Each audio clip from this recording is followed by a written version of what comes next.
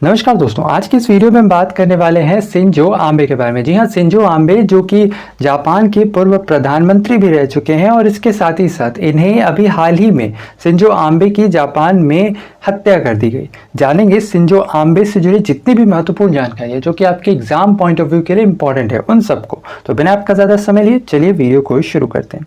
सबसे पहले जानते हैं शिंजो आबे चर्चा में क्यों है। तो अभी हाल ही में जापान के पूर्व प्रधानमंत्री शिंजो आबे की पश्चिमी शहर नारा में गोली मारकर हत्या कर दी गई। हालांकि गोली लगने के बाद अस्पताल के मुताबिक इन्हें कार्डियक अरेस्ट यानी कि इन्हें हार्ट अटैक भी आया था। इसके साथ ही साथ शिंजो आबे 67 वर्ष के थे। हमले के कुछ समय के बाद ही अस्पताल ने इन्हें मृत घोषित कर दिया। इसके अलावा शिंजो आबे अल्सरेटिव कोलाइटिस नामक बीमारी से भी पीड़ित थे जो कि एक आंत्र सूजन बीमारी है। इसके अलावा इस घटना को बेहद दुखद बताते हुए भारत के प्रधानमंत्री श्री नरेंद्र मोदी जी ने भारत में एक दिन यानी कि 9 जुलाई को राष्ट्रीय शोक की भी घोषणा की है। इसके साथ ही साथ शिंजो आबे के हत्या के आरोपी की पहचान नारा निवासी तेत्सुया यामागामी के रूप में की गई। जानते हैं कौन थे शिंजो आबे।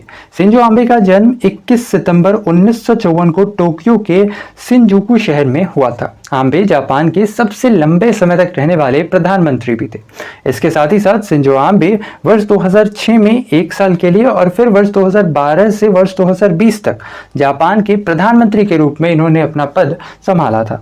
इसके साथ ही साथ शिंजो आबे के नाम जापान के सबसे युवा प्रधानमंत्री बनने का भी रिकॉर्ड है। इसके साथ ही साथ आबे लिबरल डेमोक्रेटिक पार्टी यानी एलडीपी के नेता थे। इन्होंने अपने स्वास्थ्य कारणों की वजह से अगस्त 2020 में प्रधानमंत्री के पद से इस्तीफा दे दिया था। इसके साथ ही साथ वर्ष 1982 में शिंजो आबे अपने पिता आबे शितारो जो कि उस समय में जापान के विदेश मंत्री थे, इनके सचिव के रूप में भी शिंजो आबे ने काम किया। इसके साथ ही साथ वर्ष 2003 में इन्हें एलडीपी यानी लिबरल डेमोक्रेटिक पार्टी के महासचिव के रूप में नामित किया गया। वहीं आबे ने जापान में विदेश और आर्थिक नीतियों को काफी ज्यादा सुधारने में इनकी महत्वपूर्ण भूमिका रही है। इसके साथ ही साथ अपने कार्यकाल के दौरान शिंजो आबे ने देश में रक्षा खर्च में वृद्धि की और रक्षा खर्च में वृद्धि करने की वजह से जापान की जो सेना है वह पहले से और भी काफ़ी ज़्यादा मजबूत हो सकी। इसके साथ ही साथ उनके नेतृत्व में भारत और जापान के रिश्तों में भी मिठास आई, जिसकी वजह से वर्ष 2014 में शिंजो आबे को भारत के गणतंत्र दिवस परेड में मुख्य अतिथि के तौर पर इन्वाइट किया गया और शिंजो आबे भारत में मुख्य अतिथि के तौर पर इनवाइट किए जाने वाले पहले प्रधानमंत्री थे गणतंत्र दिवस के अवसर पर। इसके साथ ही साथ शिंजो आबे ने अपने पहले कार्यकाल में भारत का दौरा किया और भारतीय संसद को भी संबोधित किया। वहीं अपने दूसरे कार्यकाल जो कि वर्ष 2012 से 20 तक का था, इस टर्म में उन्होंने कुल 3 बार यानी 2014, 2015 और 2017 में भारत का दौरा किया, जो कि किसी भी जापानी प्रधानमंत्री के द्वारा किया गया अब तक का सर्वाधिक बार किसी देश का दौरा था। इसके साथ ही साथ शिंजो आबे को भारत में बुलेट ट्रेन की नींव रखने के लिए भी याद किया जाता है।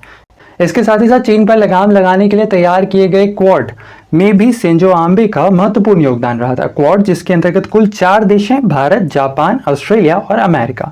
इसके साथ ही साथ शिंजो आबे को वर्ष 2021 में सर्वोच्च भारतीय नागरिक सम्मान पद्म विभूषण से भी सम्मानित किया जा चुका है। तो ये था शिंजो आबे से जुड़ी सारी महत्वपूर्ण जानकारियां। उम्मीद करते हैं वीडियो आपको इन्फॉर्मेटिव लगा होगा। अगर वीडियो पसंद आया है तो वीडियो को लाइक शेयर, चैनल पे नए हैं तो सब्सक्राइब करना बिल्कुल ना भूलें। साथ ही साथ बगल में घंटी का आइकन है जिसे दबाकर आप हमारे चैनल से जुड़े सारे नोटिफिकेशन प्राप्त कर सकते हैं। तो ऐसे में आज के लिए इतना ही हो, आपसे फिर अगले वीडियो में मुलाकात होगी। तब तक के लिए धन्यवाद।